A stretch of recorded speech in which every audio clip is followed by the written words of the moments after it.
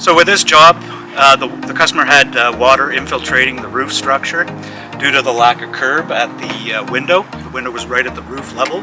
So we sold the client shorter windows, resized the opening to create a curb, waterproofed it, and then resided the entire back face of the building.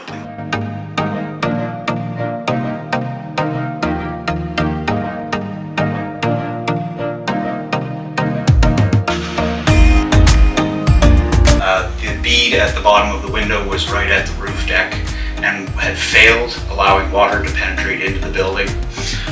We rectified that by scaling the window size down for height and building up the curb here, which meant extending the drywall and then reinstalling